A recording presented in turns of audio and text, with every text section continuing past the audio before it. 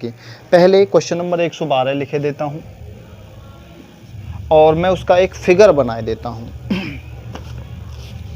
एक एरिया बनाया हुआ है इस प्रकार से, थोड़ा सा ठीक है, आप समझ जाना, कोई दिक्कत वाली बात नहीं है। एक यहां से यहां तक के लिए ये एक त्रिभुज बना हुआ है इसके अंदर, और यहाँ से एक लंब डाला गया, इस प्रकार से हाइट निकाल दी गई, और यहाँ से ये वाला और यहाँ से ये वाला, ठीक है। अब यहाँ पे देखिए इसकी वैल्यू a है, इसकी b है, इसकी c है, इसकी a b c e है, और इसकी वैल्यू यहाँ पे पॉइंट d दे दिया। अब यहाँ पे देखिए दोस्तों बताया गया है त्रिभुज ABC के परिवृत्त की त्रिज्या r है, परिवृत्त की, ठीक है। त्रिज्या क्या होगी, देखिए हम सबसे पहले त्रिज्या ढूंढ लेते हैं। ये है एक केंद्र बिंदु, यहाँ पे रख के उस वृत्त को बनाया गया है, तो यहाँ से यहाँ तक की दूरी है वो भी r हो गई, त्रिज्या हो गई। यहाँ से यहाँ तक की दूरी भी त्रिज्या हो गई, और यहाँ से यहाँ तक की दूरी भी, ये भी r के बराबर हो गई। यानी r के बराबर कौन कौन सी वैल्यू हो गई, b और d बराबर r के हैं, ठीक है। b और d, यहाँ से ये क्या है, b और d r के बराबर हैं। d और c, ठीक है, d और c ये भी r के बराबर हैं। dc हो सकता है या cd उल्टे भी हो सकते हैं, कोई दिक्कत वाली बात नहीं है। और ad भी r के ही बराबर हैं। हमें सबसे पहले ये तो पता पड़ गए, ठीक है। अब इसमें देखिए दोस्तों आखिर में दिया है हो तो त्रिभुज ABC के क्षेत्रफल के लिए निम्नलिखित में कौन सा कथन सत्य है। सबसे पहले त्रिभुज का हमें क्षेत्रफल निकालना पड़ेगा। त्रिभुज का क्षेत्रफल निकालते हैं। त्रिभुज का क्षेत्रफल क्या होता है, तो त्रिभुज का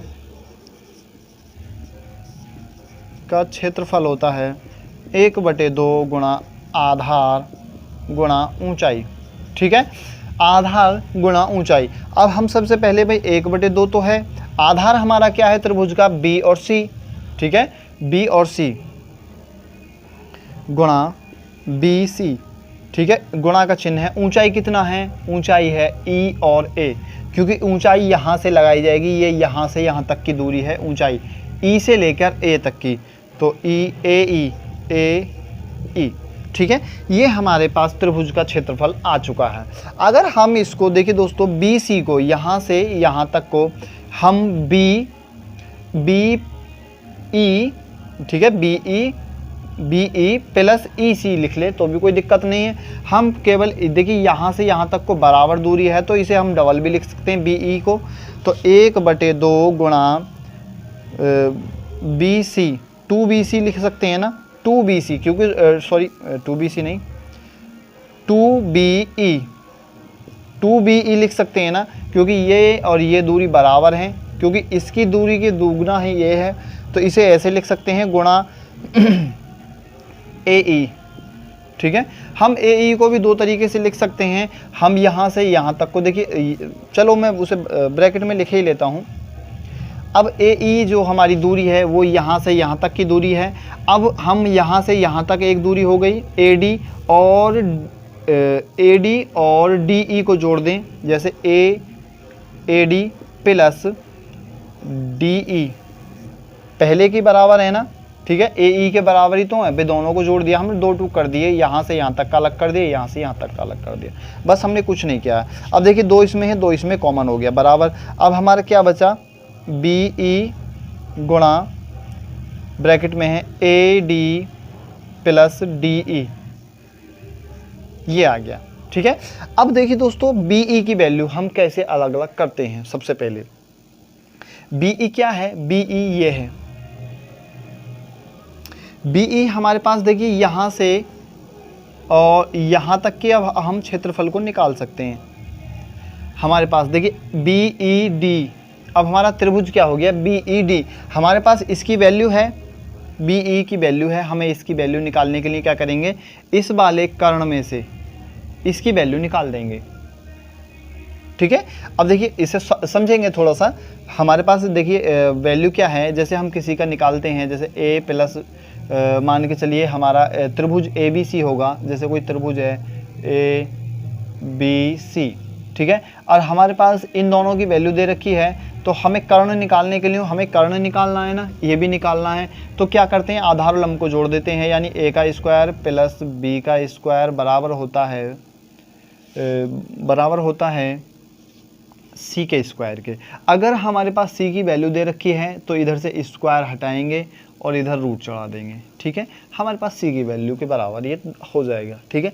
उसी प्रकार हमारे पास देखिए a b e की वैल्यू हमारे पास है, हम इन दोनों की वैल्यू निकाल सकते हैं, हम कर्ण में से इसको घटा सकते हैं, तो हमारे पास ये वैल्यू निकल के आ जाएगी। जैसे अब हमारे पास ये जो वैल्यू है वो क्या है, बी ई गुणा ए डी। देखिए ए डी कौन सा है, ए और D, A D plus D E ये है और ए डी ये है, दोनों एक ब्रैकेट में है। अगर हम ए डी जो वैल्यू है वो आर के बराबर है, हम ए डी की जगह आर लिख दें, कोई प्रॉब्लम थोड़ी है, आर को हमने आर लिख दिया है ए डी की जगह। अब देखिए दोस्तों बी ई हमारे पास वैल्यू है, हमें केवल अब जो वैल्यू निकालनी है वो बी ई के बराबर जो वैल्यू हो जाएगी वो क्या हो जाएगी, जैसे हमने ये, अब हम इस सी की जगह बी ई को मान लेते हैं कि वो वैल्यू सी नहीं है, अब बी ई है। तो हम क्या करेंगे,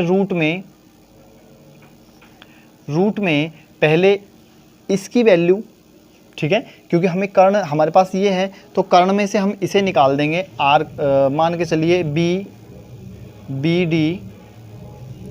डी का स्क्वायर माइनस इसे निकाल देंगे, कर्ण में से हम अगर लंब को निकाल दें तो हमारे पास ये वैल्यू आ जाएगी, यानी डी ई निकाल दें तो डी ई का स्क्वायर और गुणा आर प्लस डी ई, ठीक है, ये एक ब्रैकेट में। अब देखिए दोस्तों क्या करते हैं, अगर हम यहाँ से इसको रूट को हटाएंगे तो इधर घाट चढ़ जाएंगे, लेकिन बराबर से इधर है नहीं, तो रूट हटाने के लिए एक फॉर्मूला और है, हम बी डी का स्क्वायर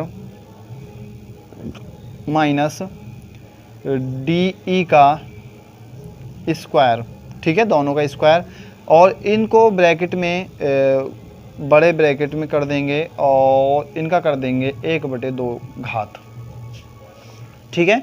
अब देखिए इनकी 2 घात हो गए 1/2 और इधर है r प्लस डी ई, ठीक है। अब देखिए दोस्तों ये एक फॉर्मूला है a square minus B square वाला, इसे खोल लेंगे। अब ये क्या हो जाएगा, B D plus a plus B एक ब्रैकेट में, तो बी डी और डी ई एक ब्रैकेट में, ठीक है। इसकी घात 1/2 हो जाएगी क्योंकि ऊपर घात 1/2 है, और दूसरे ब्रैकेट में क्या हो जाएगा, B D minus D E की घात 1/2 और इधर हो जाएगा, चलो कोई बात नहीं, आर प्लस डी ई, ठीक है, ये हो गया हमारी एक।